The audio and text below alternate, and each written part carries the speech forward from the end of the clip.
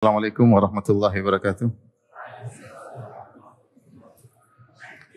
Alhamdulillahi ala ihsani wa syukru lahu ala taufiqihi wa amtinani. Asyhadu an la ilaha illallah wahdahu la syarika lahu ta'ziman li sya'nih. Wa asyhadu anna Muhammadan abduhu wa rasuluhu da'ila ridwani. Allahumma salli alaihi wa ala alihi wa ashabihi wa ikhwani. Hadirin dan hadirat yang dirahmati Allah Subhanahu wa taala, pada kesempatan bahagia ini kita akan bahas tentang pentingnya berhusnudzon, berbaik sangka kepada saudara sesama muslim dan tidak berburuk sangka kepada saudara sesama muslim. Di antara yang dituntut dalam hidup ini oleh Allah Subhanahu wa taala adalah ibadah fisik, al-jawarih, dan juga ibadah qalbiyah. Seorang berusaha beribadah dengan fisiknya seperti salat, puasa, secara zahir seperti baca Quran dan yang lainnya, dan dia juga dituntut oleh Allah untuk beribadah secara hati terkait dengan amalan-amalan hati yang begitu banyak seperti keimanan, ketakwaan, tawakal dan yang lainnya. Dan di antara amalan yang agung adalah berhusnudzon kepada sesama muslim.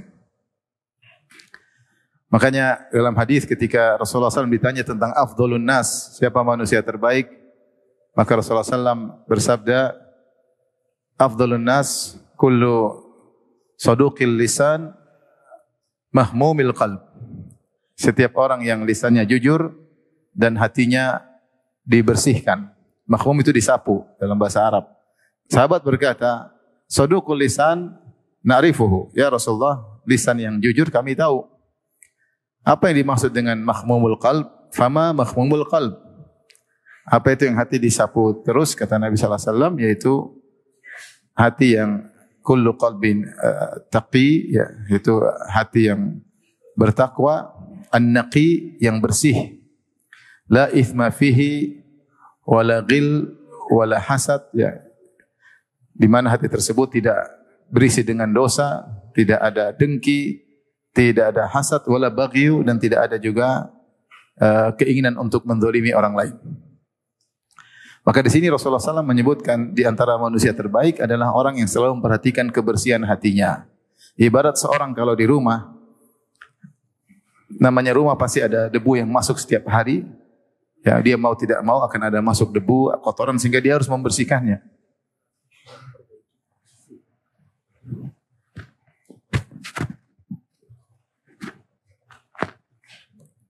Maka dia akan selalu membersihkan rumahnya dari kotoran-kotoran. Demikian juga hati ini sangat mudah terpengaruh. Ya, sebagaimana dikatakan sumiyal qalbu qalban litaqallubihi. Hati dinamakan hati karena sering berubah-ubah. Dan banyak hal-hal yang al-waridat yang datang kepada hati bisa merusak kebersihan hati. Maka tugas orang untuk membersihkannya. Di antara penyakit hati yang harusnya kita bersihkanlah suudzon, berburuk sangka kepada saudara. Berburuk sangka kepada saudara, kepada sesama muslim, kepada teman kita belajar, kepada guru kita, pada tetangga kita, kepada pasangan hidup kita, kepada kakak adik kita, kepada orang tua kita. Kita berusaha bersihkan hati. Bahkan Rasulullah SAW pernah berkata dalam hadis yang dihasankan oleh Syekh Ahmad Syakir dalam Al-Musnad, Musnad Imam Ahmad, beliau berkata, la yuballighanna ahadu minkum an ahadin min ashabi syai'an fa inni uhibbu an akhruja ilaikum wa ana salimus sadar. Kata Nabi, jangan sampai seorang dari kalian menyampaikan kepadaku sesuatu pun tentang sahabatku. Aku ingin keluar bertemu dengan kalian dalam kondisi hati yang bersih. Itu enggak usah kasih informasi kepada saya tentang si fulan begini, si fulan begini, si fulan begini. Rasulullah tidak suka. Kenapa? Karena hal itu mengganggu hati sehingga membuat seorang bisa berburuk sangka kepada orang lain. Kata Rasulullah SAW, wa ana uhibbu an akhruja ilaikum wa ana salimus sadar. Saya ingin keluar bertemu dengan kalian dalam kondisi hati yang bersih. Maka di antara doa Nabi sallallahu alaihi wasallam, Allahumma inni as'aluka lisanan shadiqan wa qalban salima. Di antara doa yang mestinya kita hafal, harus kita sering baca, Allahumma inni as'aluka lisanan shadiqan wa qalban salima. Ya Allah, aku mohon kepada Engkau, ini adalah potongan dari doa yang panjang, aku mohon kepada Engkau lisan yang jujur dan hati yang bersih, dan hati yang bersih. Kenapa kalau kita suudzon kepada sesama muslim, dampaknya buruk sekali ya.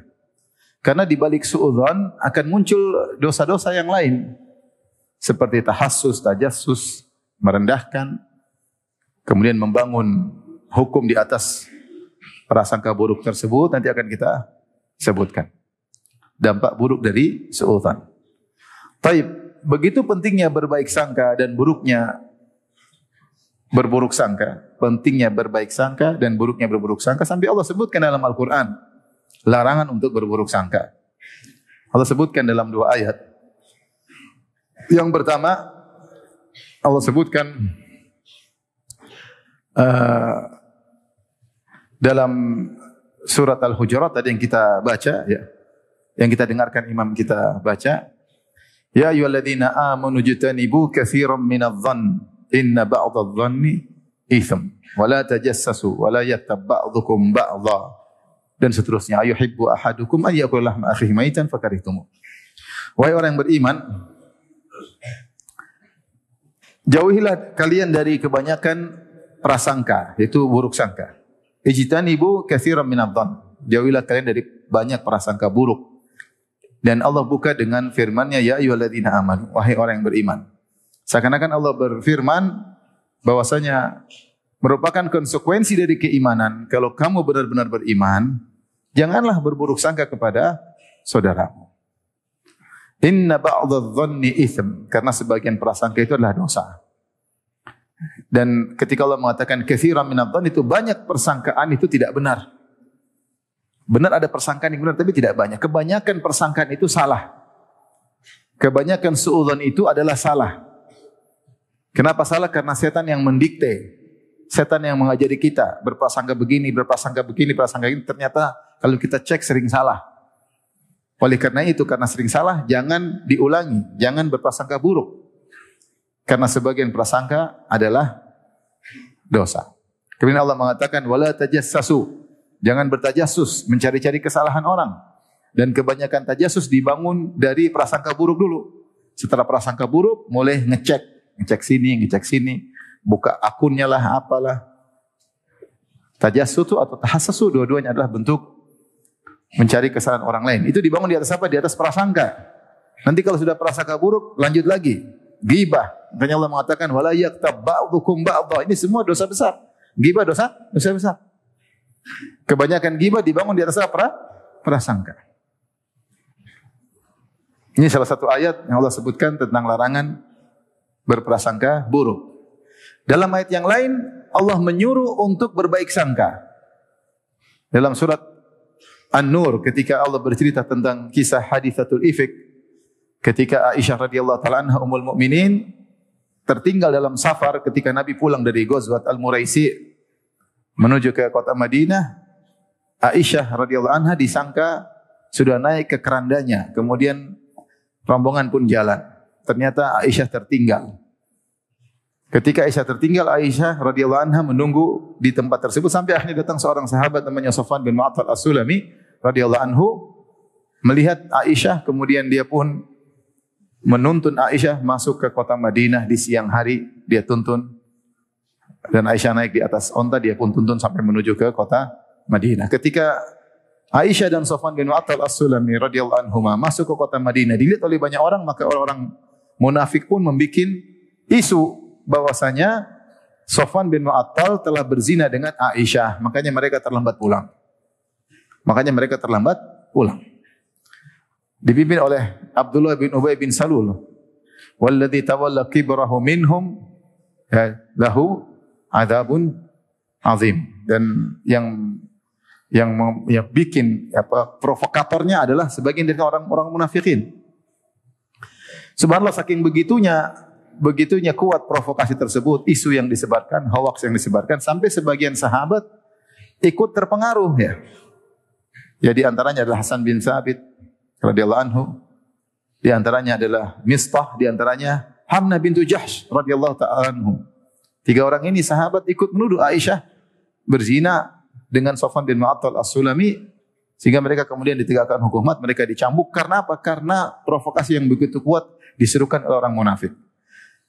Maka akhirnya Allah turunkan ayat-ayat membela ibunda kaum mukminin Aisyah radhiyallahu taala anha, bahwasanya Aisyah sama sekali tidak melakukan perbuatan nista dan perbuatan keji, sampai Allah turunkan ayatnya di antaranya ya, al-khabithatu lil-khabithin wal-khabithun lil-khabithat wa tayyibatu lit-tayyibin wa tayyibatu lit-tayyibat ulaika mubarrauna mimma yaqulun.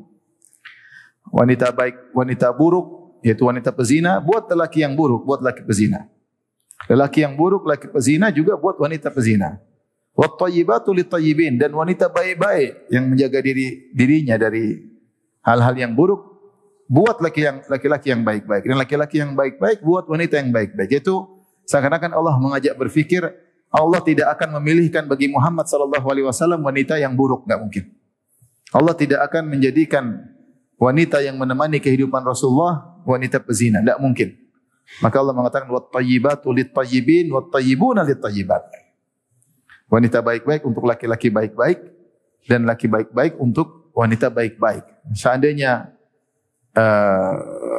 Aisyah adalah wanita pezina, tidak pantas untuk disandingkan dalam kehidupan rumah tangga Nabi sallallahu alaihi wasallam. Apalagi dijadikan sebagai wanita yang paling dicintai oleh Rasulullah sallallahu alaihi wasallam.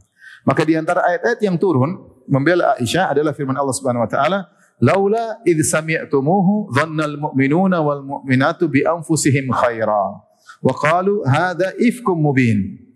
Seandainya ketika kalian mendengar tentang berita tersebut, dhannal mu'minuna wal mu'minatu bi anfusihim khairas. Seharusnya kaum mukminin dan kaum mukminat berprasangka baik terhadap diri mereka. Berprasangka baik, jangan prasangka buruk. Wa qalu hadza ifkum mubin, dan seharusnya langsung menimpali ini adalah dusta yang nyata. Itu yang seharusnya dilakukan oleh kaum mukminin, bukan malah terprovokasi dengan berita-berita yang dibawa oleh orang-orang munafik. Maka ayat ini menunjukkan tentang keharusan berprasangka baik kalau ada berita buruk tentang saudara yang kita kenal. Beda kalau memang dia penjahat, terkenal korupsi, kemudian ada berita, ya suudzon, enggak ada masalah, memang tukang korupsi. Itu enggak ada masalah. Satu tukang jalan sama cowok berdua-duaan, ternyata ada tuduhan zina, ya wajar kita suudzon. Wajar, karena memang suka begitu jalan sama laki-laki berdua-duaan, ya cium-ciuman kemudian posting, wajar kalau dituduh berzina, ketahuan zina, ya wajar. Tapi kalau kaum mukminin, kaum mukminat yang kita tidak pernah dengar seperti hal-hal buruk darinya, apalagi yang mengarah ke arah situ, kemudian dituduh macam-macam, maka wajib, bukan sunnah, wajib untuk berbaik sangka. Sampai ada dalil yang menunjukkan sebaliknya. Selama tidak ada dalil bukti nyata, wajib berbaik sangka. Bahkan Tahir bin Ashur mengatakan, siapa yang berburuk sangka kepada kaum mukminin yang asalnya baik, maka dia telah memiliki sifat orang-orang munafik. Sifat orang-orang munafik. Karena yang menyebarkan provokasi bahwasanya Aisyah berzina dengan Safwan bin Mu'attal As-Sulami radhiyallahu anhuma adalah orang-orang munafik. Adalah orang-orang munafik. Padahal kalau kita lihat kejadiannya, ketika Aisyah dan Safwan bin Mu'attal As-Sulami balik menuju kota Madinah, mereka masuk di siang hari bolong, di tengah-tengah siang hari, semua orang lihat. Kalau berzina mana mungkin jalan berdua gitu, pasti sembunyi-sembunyi. Kamu di luar enggak, saya belakangan enggak. Ini jalan bareng-bareng. Safwan bin Mu'attal nuntun Aisyah naik onta di siang hari bolong. Masa pezina seperti itu? Kalau berzina pasti malu sembunyi-sembunyi. Kamu di luar, saya di luar, saya belakangan. Tetapi namanya provokasi begitu kuat, berita begitu kuat, terkadang sebagian orang tertutup akal sehatnya sehingga terbawa oleh provokasi. Itu bahayanya hoax, bahayanya provokasi. Dan sahabat-sahabat yang terprovokasi, orang hebat. Hasan bin Thabit, penyair Rasulullah SAW. Hamnah bintu Jahshin, iparnya Nabi, yaitu saudarinya Zainab bintu Jahsh. Kemudian Mistah, ya, pernah ikut perang Badar kalau tidak salah. Tapi ya namanya ada isu, ya, akhirnya seorang bisa terbawa. Maka Allah ajarkan, laula idz sami'tumuhu, seandainya ketika kalian mendengar berita dusta tersebut, dhannal mu'minuna wal mu'minatu bi anfusihim khairan, harusnya mereka berprasangka baik. Wa qalu hadza ifkum mubin, harusnya mereka langsung memvonis langsung, ini kedustaan yang nyata. Terserah nanti belakangannya bagaimana. Karena itu orang baik, maka harus kita bela langsung sejak awal. Ini dusta. Seandainya terbukti belakangan ada suatu berita, itu lain cerita. Awalnya kita membela saudara kita. Ini yang seharusnya, maka Allah mengajarkan kita untuk berbaik sangka kepada saudara.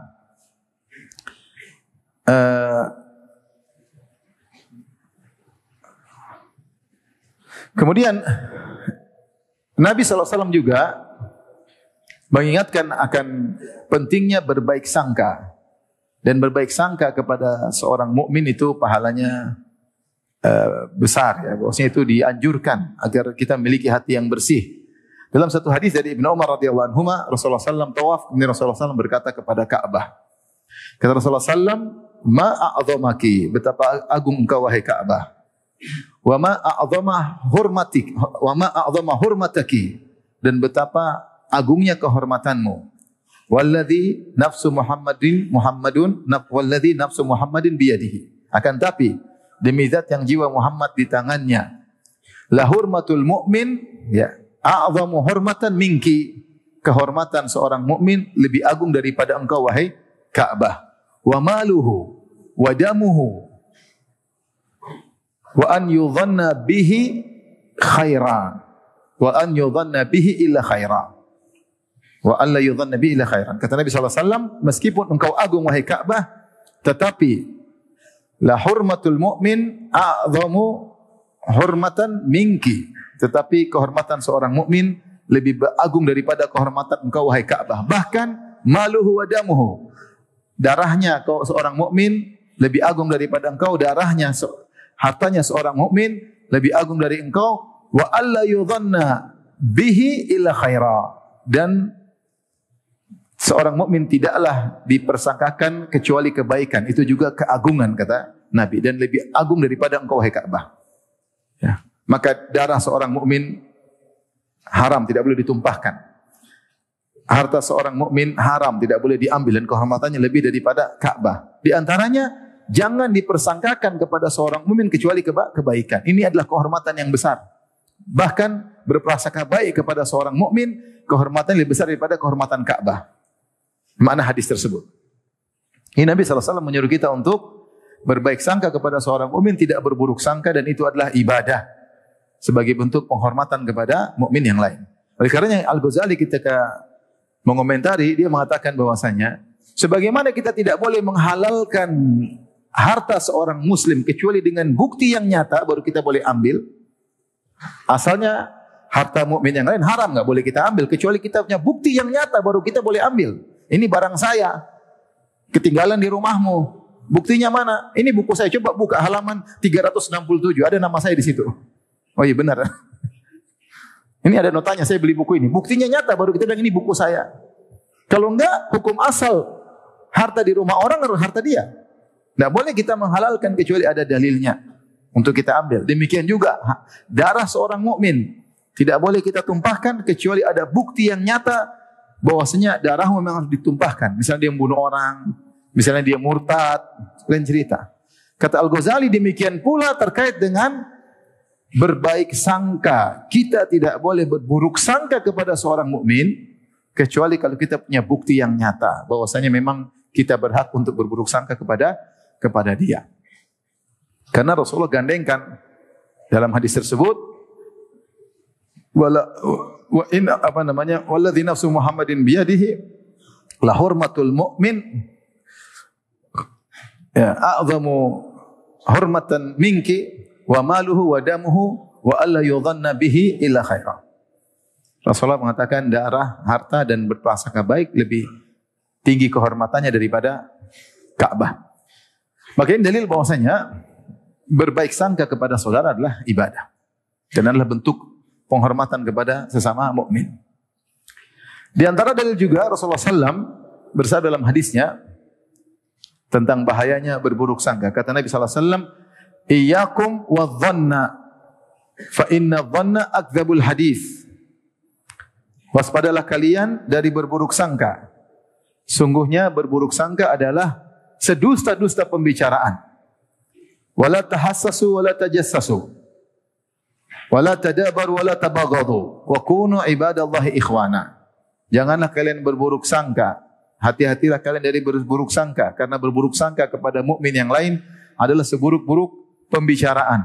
Dan jangan kalian tahasus. Tahasus itu cari-cari kesalahan orang dengan mendengar. Katanya gimana? Emang dia bagaimana? Cari berita. Tajassasu dengan melihat. Melihat, ngecek sana, nguntit. Namanya tajassus. Dua-duanya dilarang. Tahasus dan tajassus, kalau ingin mencari keburukan orang dilarang. Dan itu buah dari berburuk sangka.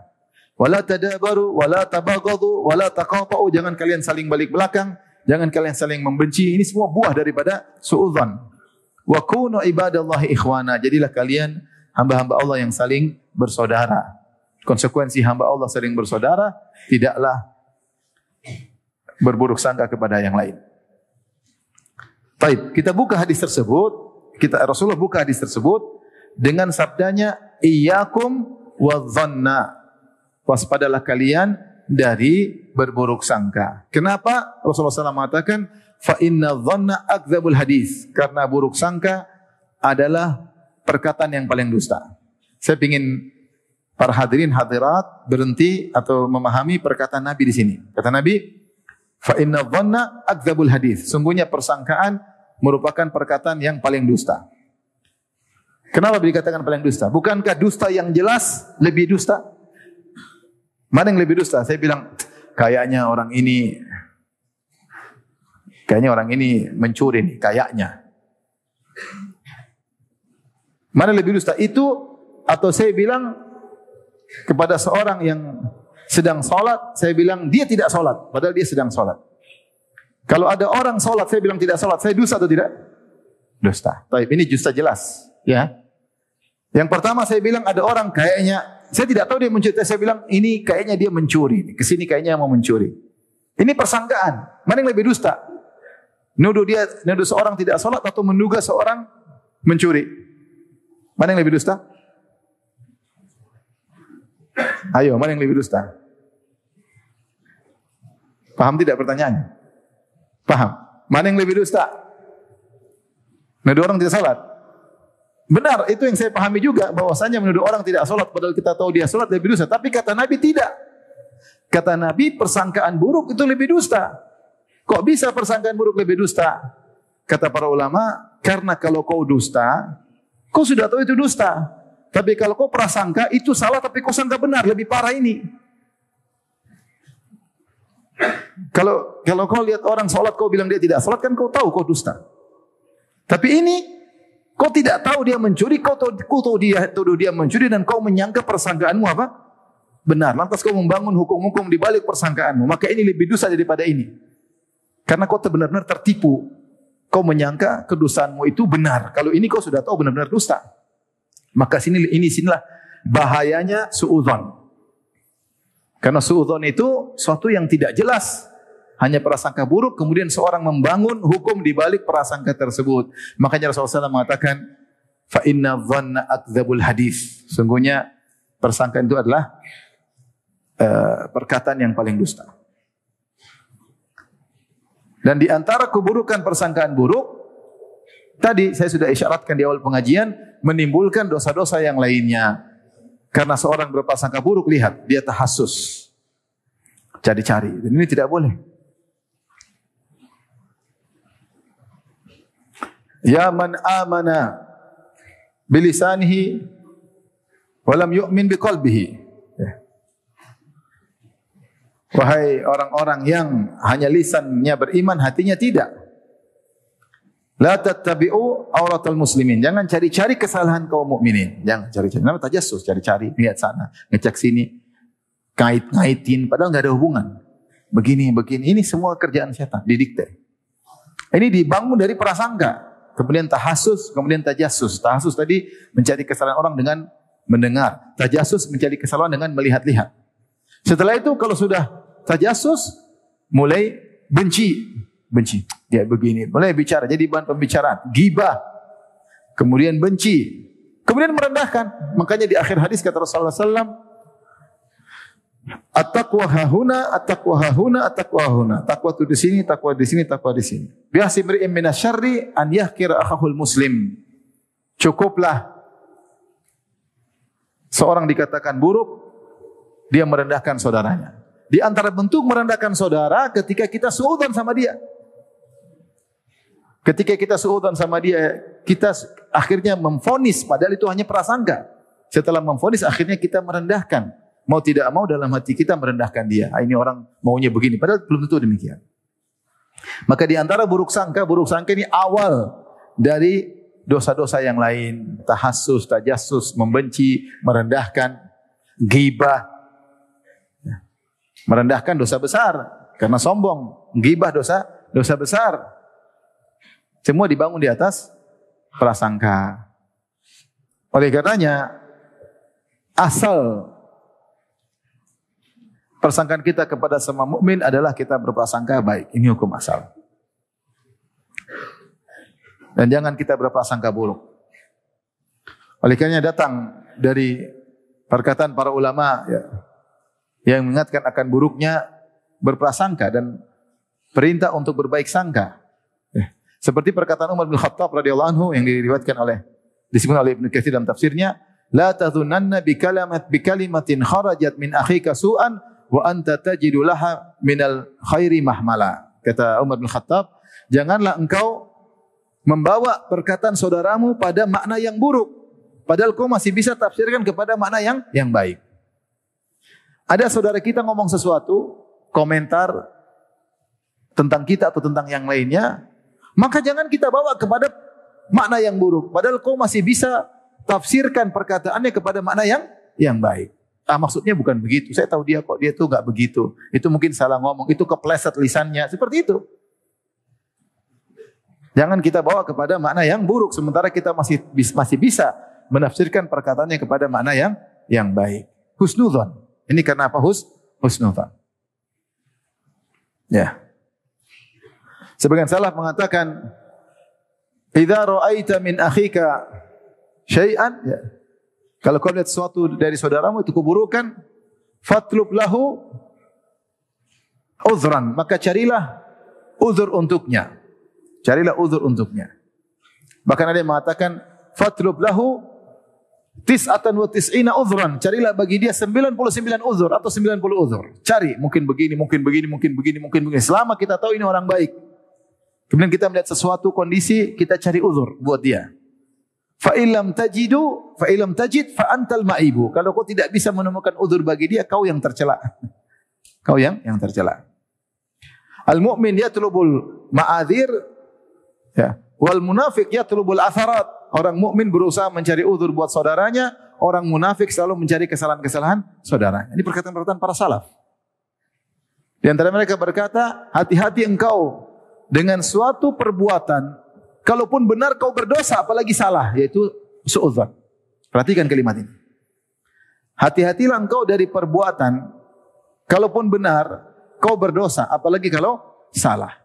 Seorang berprasangka buruk kepada mukmin yang baik, itu dosa, meskipun persangkanya ternyata benar. Tetapi yang diwajibkan oleh Allah bagimu adalah berprasangka baik, sementara kau melanggar perintah Allah. Allah larang jangan berprasangka buruk, kau berprasangka buruk. Seandainya prasangka pun itu benar, kau pun dosa, apalagi kalau salah. Dan ingat, setan bermain, setan yang mendiktekan, maksudnya begitu, maksudnya. Karena setan suka ngadu domba di antara kita. Antum kira setan tidur santai-santai, ngopi-ngopi? Enggak. Setan siang aja dia tidak tidur. Dalam hadis disebutkan, qilu fa inna syaitan la yaqil. Tidur siang lah, setan tidak tidur siang. Kenapa tidak tidur siang? Sibuk ngurusin antum. Gimana ngadu domba? Inna syaitan qad ya'isa an ya'budahul musallun fi jaziratil arab walakin fi tahrishi bainahum. Setan putus asa untuk disembah orang-orang yang salat di jazirah Arab, tapi tidak pernah putus asa untuk mengadu domba di antara kalian. Ya. Wa qul li ibadi yaqul lati hiya ahsan. Inna syaitana yanzagu bainahum. Inna syaitana kana lil insani aduwwan mubina. Katakanlah kepada hamba-hambaku untuk berucap kata-kata yang baik. Pilih kata-kata diksi-diksi yang terbaik di antara yang baik. Yaqul lati hiya ahsan. Kalau ada diksi-diksi yang baik, pilih yang terbaik di antara diksi-diksi tersebut. Kenapa inna syaitana yanzagu bainahum? Karena syaitan mengadu domba di antara mereka. Syaitan sering suka kita berkelahi. Kita berkelahi, ustaz-ustaz berkelahi, murid-murid berkelahi, guru-guru berkelahi, kaum muslimin bertengkar, suami istri berkelahi. Yang senang siapa? Syaitan. Oleh karena syaitan berhasil mengadu domba antara kakak-kakaknya Nabi Yusuf dengan Nabi Yusuf alaihissalam. Makanya di akhir, dan itu musuh yang nyata ya. Makanya Nabi Yakub berkata, la taqsus ru'yaka ala ikhwatika fayakidu laka kaida. Inna syaitanal insani aduwwum mubin. Wahai Yusuf, jangan kau ceritakan tentang mimpimu yang indah kepada kakak-kakakmu. Maka mereka akan buat makar kepada engkau. Kenapa? Di balik mereka ada syaitan. Inna syaitana kana lil insani aduwwum mubina. Karena syaitan musuh yang nyata. Dia akan menggiring kakak-kakakmu untuk memusuhimu. Dan akhirnya ketika Nabi Yusuf sudah menjadi bangsawan, kemudian memanggil ayah ibunya, memanggil kakak-kakaknya, Nabi Yusuf mengatakan demikian. Ya abati hadza ta'wilu ru'yaya min qablu qad ja'alaha rabbi haqqan wa qad ahsana bi idh akhrajani minas sijn wa jaa'a bikum minal badwi min ba'di an nazagha syaitanu baini wa baina ikhwati. Kata Nabi Yusuf alaihissalam, wahai ayahanda, inilah takwil mimpiku yang dulu saya pernah mimpi, ada matahari, rembulan, 11 bintang sujud kepada aku. Allah telah wujudkan mimpi tersebut. Dan Allah telah berbuat baik kepada aku dengan mengeluarkan aku dari penjara. Dan mendatangkan saudara-saudaraku dari kampung menuju kota Mesir setelah syaitan mengadu domba antara aku dengan mereka. Jadi di antara syaitan caranya untuk mengadu domba, bikin kita suudzon sama orang lain. Suami istri dibuat suudzon, kakak adik dibuat saling apa? Suudzon. Sesama dai dibuat saling apa? Suudzon. Karena ini senjata setan. Dia hanya bisa menghasut, dia mendikte. Oh, dia gitu maksudnya karena begini. Oh, karena begini. Oleh karenanya, segala perkara yang bisa memutuskan suudzon disyariatkan. Disyariatkan. Contoh. Karena setan kerja keras. Tidak ada setan nongkrong ya, ngopi.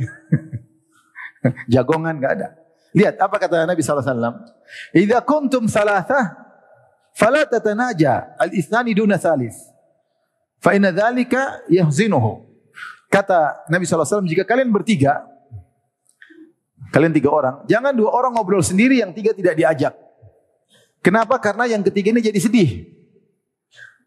Antum lagi bertiga, kemudian antum bisik-bisik sama yang, padahal antum tidak ngomongin dia. Tapi ini tidak boleh dalam syariat. Kenapa? Karena dia bisa suudzon. Dia bisa suudzon. Kok mereka enggak ngajak saya ngomong? Jangan-jangan mereka ngomongin saya. Kalau mereka pun tidak ngomongin saya, mereka enggak nganggap saya. Kalau mereka nganggap saya kan harusnya ngomong bareng. Setan bikin dia sedih. Siapa yang dikte itu? Setan. Padahal kita mungkin tidak ngomongin dia. Tapi setan diktekan dalam hatinya. Maka untuk memutuskan, jangan sampai setan mendikte hatinya, Rasulullah larang.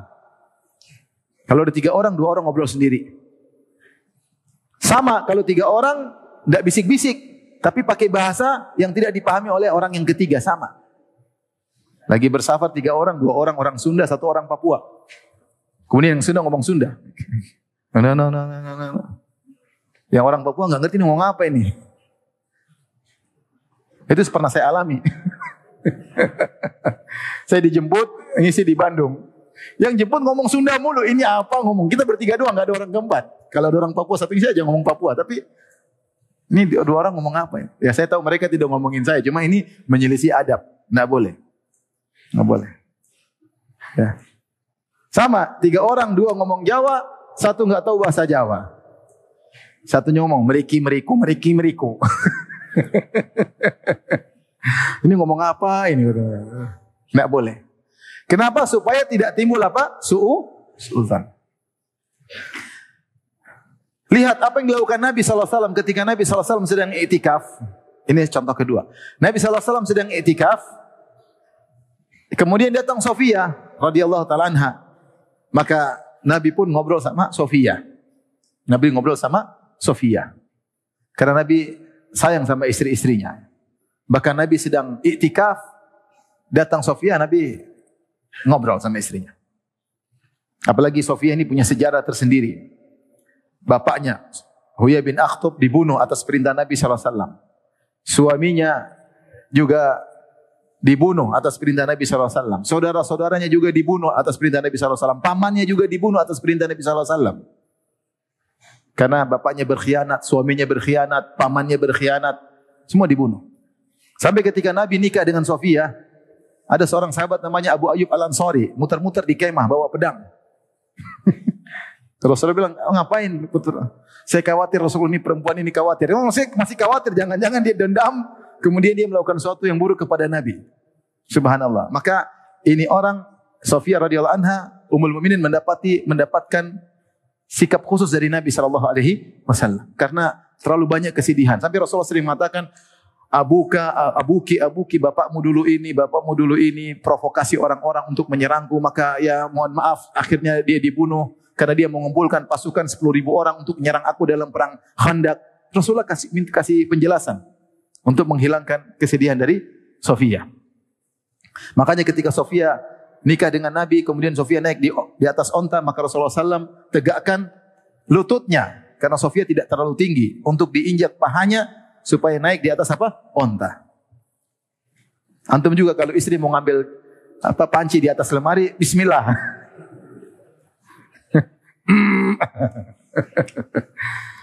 Untuk saya luar biasa Rasulullah SAW. Ya. Ketika ada Hafsah cemburu kepada Sofia, kemudian mengatakan bintul Yahudi. Sofia itu anaknya orang Yahudi. Dan benar. Maka Sofia pun menangis. Rasulullah bilang, kenapa menangis? Hafsah bilang sama saya putri Yahudi. Kata Rasulullah, kenapa kau sedih wahai Sofia? Bapakmu adalah Harun. Karena Sofia keturunan siapa? Harun. Kau keturunan Harun. Pamanmu Musa alaihissalam. Abukan Nabi, ammukan Nabi.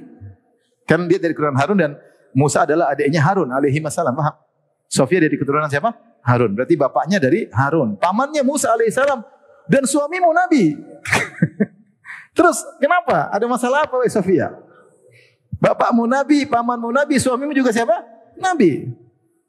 Akhirnya Sofia tenang. Rasulullah datang kepada Hafsah, ittaqillah ya Hafsah, bertakwalah kepada Allah ya Hafsah. Gitu praktisi poligami yang benar seperti itu. Anak-anak nggak ngerti, yang pura-pura sok tahu ya. Baik, kita lanjutin. Maka ketika Nabi SAW datang Sofia, Rasulullah SAW stop semua ibadah. Mungkin Rasulullah lagi sholat malam, lagi baca Quran, stop. Karena Sofia butuh penanganan khusus. Maka Rasulullah ngobrol sama Sofia. Di masjid ngobrol, bayangkan lagi i'tikaf 10 terakhir bulan Ramadan. Kalau kita ngapain ke sini? Ngobrol, malu orang lihat ini, pulang-pulang. Karena Rasulullah kan i'tikafnya di masjid bareng-bareng sahabat. Rasulullah tidak salah ngobrol dengan apa? Sofia. Setelah ngobrol, Rasulullah ngantar pulang Sofia keluar. Bayangkan sampai meninggalkan masjid karena untuk ngantar istrinya. Padahal rumah Sofia tidak jauh dari masjid, tapi Rasulullah memastikan karena sayang sama istrinya, diantar pulang sampai keluar masjid. Padahal kita tahu di antara yang membatalkan i'tikaf adalah keluar jasad dari masjid, kecuali darurat. Kecuali apa? Darurat dalam rangka buang hajat, dalam rangka makan makanan, tidak membatalkan i'tikaf. Di antaranya Nabi keluar mengantar istrinya. Ketika Nabi keluar, ada 2 orang Ansar jalan cepat melewati Nabi dengan Sofia. Rasulullah mengatakan, ala rislikuma innaha Sofia. Tenang, jangan buru-buru, ini Sofia. Kata mereka, subhanallah, Maha suci Allah ya Rasulullah, kami tidak ada pikiran macam-macam. Kata Nabi, memang tidak ada macam-macam, tapi saya takut ini akhaf anna syaitan melemparkan suatu dalam hati kalian berdua. Inna syaitana yajri min bani Adam majra dam. Sungguhnya syaitan mengalir dalam tubuh manusia dalam aliran darah. Dia bisa mendiktekan sesuatu. Sebelum dia diktekan macam-macam, saya putusin itu suudzon. Maksudnya demikian. Jalan cepat-cepat, kenapa? Harusnya kan santai aja. Kenapa cepat-cepat? Nabi lagi sama siapa? Sebelum kau ngomong begitu. Dan mereka tidak berpikiran gitu. Tapi di antara sunnah memutuskan suudzon. Karena suudzon itu sebab kebencian di antara kaum muslimin. Sebab kebencian di antara kaum muslimin. Oleh karenanya,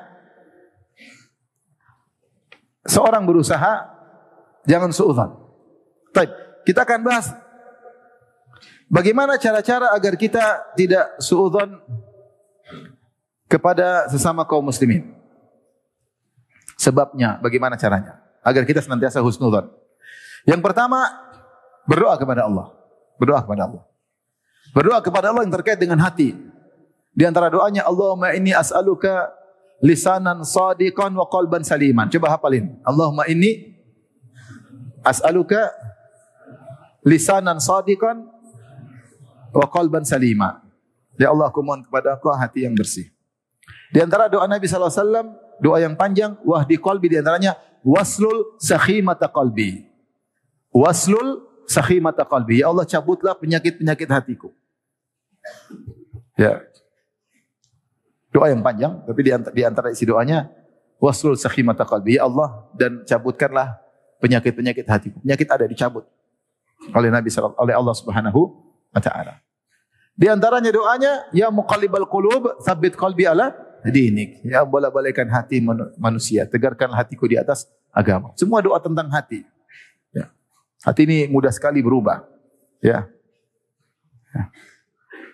Wala taj'al fi qulubina ghillan lil ladzina amanu. Ya Allah, janganlah jadikan hatiku benci kepada kaum mukminin. Di antara sebab kita benci suudzon. Ya, berdoa.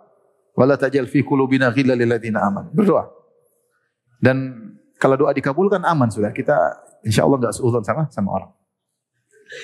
Tapi yang kedua, di antaranya agar kita mudah husnudzon kepada orang, kita menempatkan diri kita pada posisi dia.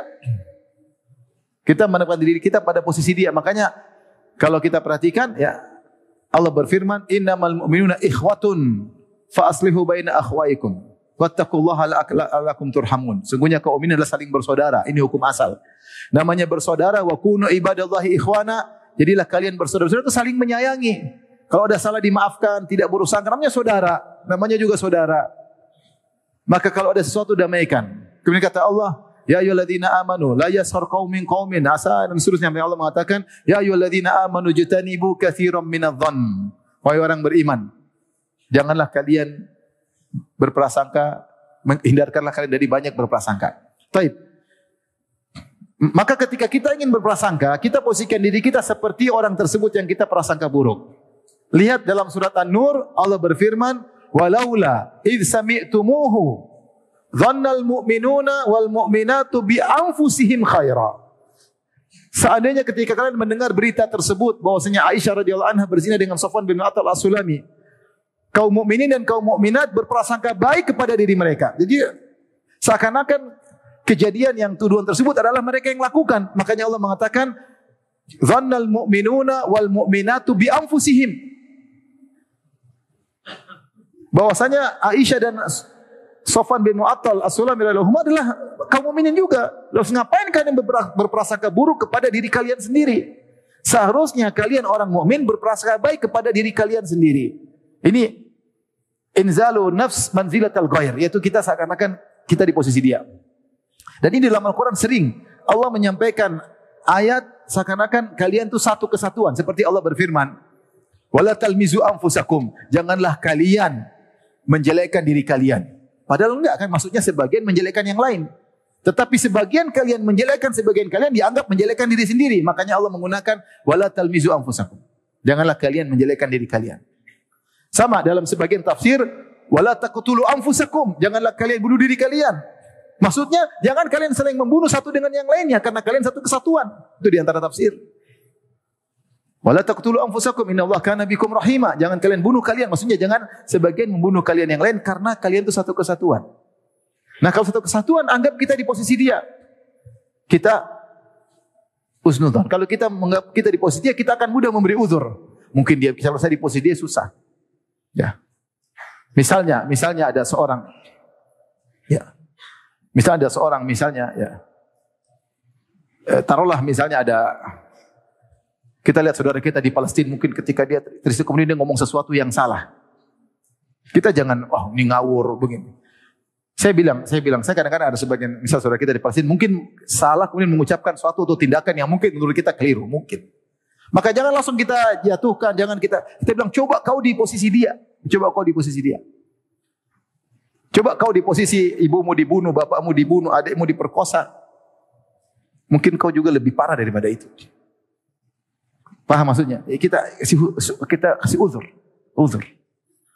Ya. Ada orang mungkin kemudian terjebak dalam sebagian kesalahan. Kita bilang, gitu aja masa. Coba kau di posisi dia, kau nggak tahu apa yang menimpa dia sampai dia begitu. Kita husnudzon. Maka ketika kita menempatkan diri kita seperti dia, kita akan banyak memberi uzur. Akan banyak memberi apa? Uzur. Ini di antaranya. Cara berikutnya agar kita husnudzon, sibuk dengan aib kita sendiri. Kita ini banyak dosa, banyak sekali dosa, banyak kekurangan, kurang ibadah, kurang zikir, masih pelit, ya. Masih malas puasa sunnah, malas salat malam, malas baca Quran aja malas. Masih merasa diri tinggi, masih merasa angkuh, masih suka ria, masih suka pamer, masih suka bercerita meninggikan diri sendiri. Masih duniawi, masih banyak. Kalau kita sibuk dengan kesalahan kita, ada orang salah kita enggak terlalu peduli, ya sudahlah. Kita sibuk dengan dia. Kapan kita sering suudzon? Ketika kita lupa dengan kesalahan-kesalahan kita, itu masalahnya. Kita melihat posisi kita seakan-akan sudah tinggi sehingga kita mudah suudzon sama orang lain. Maka siapa yang sibuk dengan kesalahan-kesalahannya, dia akan kurang suudzon sama orang lain. Taib, di antara cara kita untuk husnudzon, kita bawa perbuatan dia atau perkataan dia kepada makna yang baik sebisa mungkin. Tadi perkataan Umar bin Khattab radhiyallahu anhu, la tadhunanna bi kalimatin kharajat min akhika su'an wa anta tajidu laha minal khairi mahmala. Jangan kau bawa menafsirkan perkataan saudaramu atau perbuatan saudaramu pada tafsiran yang buruk, sementara engkau masih bisa menafsirkan dengan tafsiran yang baik. Taib. Tadi perkataan salaf, kalau kau dapati saudara melakukan kesalahan, carilah 90 uzur. Kalau kau tidak bisa, katakanlah mungkin ada uzur yang saya tidak tahu. Itu kata salaf. Contoh, antum lagi jalan, nih, tahu-tahu lihat teman antum gonceng cewek. Wih, kok dia gonceng cewek, pelukan? Waduh, pacarnya tuh, jangan, bukan pacarnya. Itu mungkin ibunya gitu. Apa tafsir dulu yang baik? Kok muda ya? Ya mungkin bapaknya kawin lagi dengan anak yang muda. Terus, pokoknya bawa kepada makna yang baik. Oh, mungkin adeknya. Tapi setahu saya adeknya pakai jilbab, itu enggak pakai jilbab. Lagi pula mukanya beda. Ya mungkin dari mama yang berbeda. Pokoknya jangan berusaha cari uzur. Ini contoh aja, contoh. Bukan, saya sudah cek. Saudaranya cuma ini, enggak ada namanya ini, bukan. Bukan. Mungkin tantenya. Ada tante masih muda, ada enggak? Ada. Saya dulu ada. Jadi waktu Ustaz Abu Sa'ad rahimahullah masih hidup, saya pernah candain Ustaz. Saya bilang, Ustaz, tante istri saya masuk di rumah, terus buka baju, muter lari-lari di ruang tamu.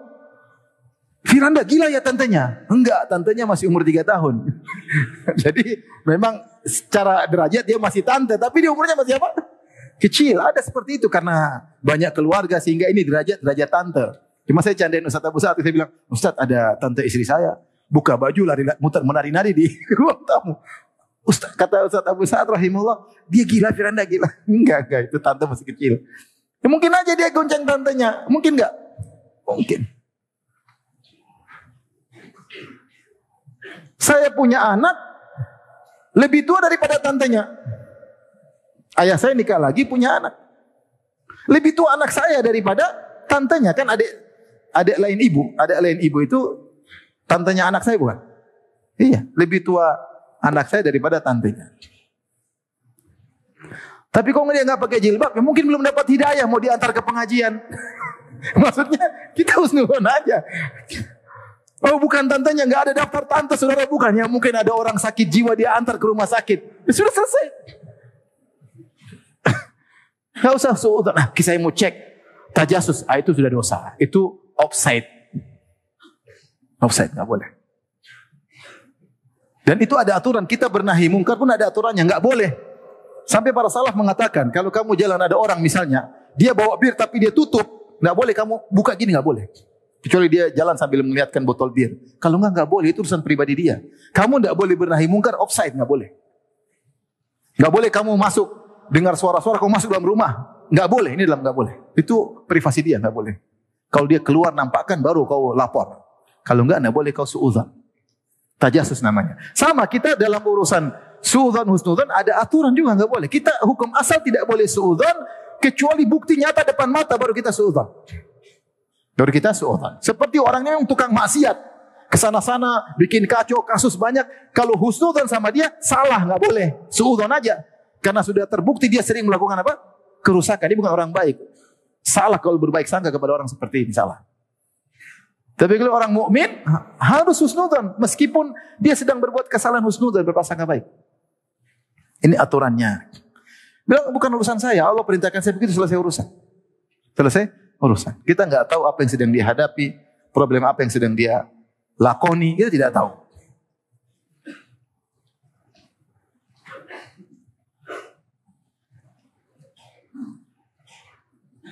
Kemudian di antara cara kita untuk menghindarkan suudzon, kita ingat-ingat dampak buruk dari suudzon. Ini sudah azan ya? Dampak-dampak buruk. Tadi suudzon bisa bikin kita tajassus, tahassus. Ini semua dosa. Bikin kita gibah. Bikin kita merendahkan orang lain. Bikin kita mungkin membuat hukum terhadap orang ini padahal hukum yang salah. Padahal dia tidak begitu. Dan akhirnya banyak dosa-dosa yang lain. Kita hanya buang-buang umur kita, buang-buang waktu kita dengan berprasangka yang buruk kepada orang lain.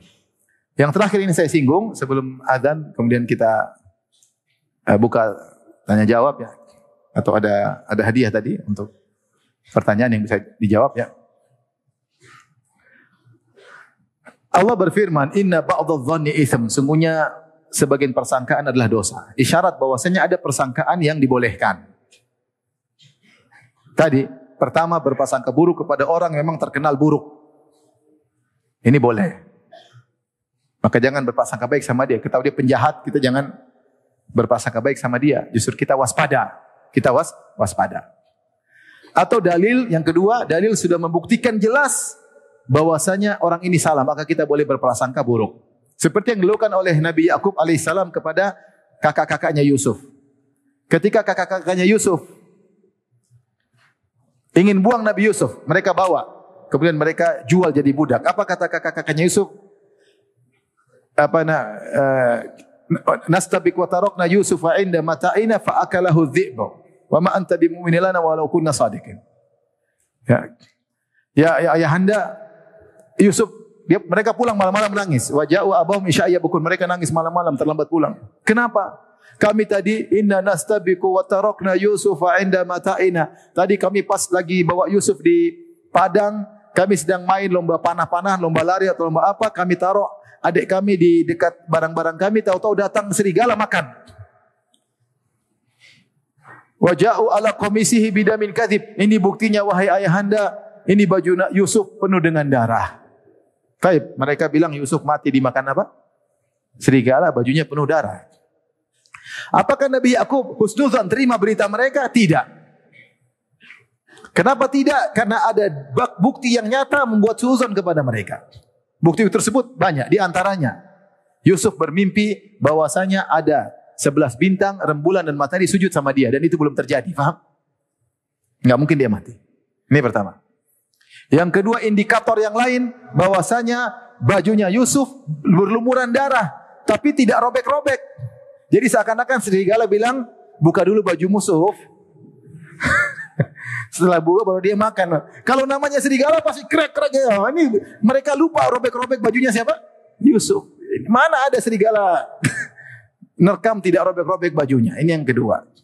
Indikator yang ketiga, mereka memang sudah hasad sama siapa? Nabi Yusuf. Maka ayahnya langsung berkata, qala bal sawwalat lakum anfusukum amra. Fasabrun jamil. Ini hanyalah nafsu kalian yang buat seperti ini. Aku hanya bisa bersabar.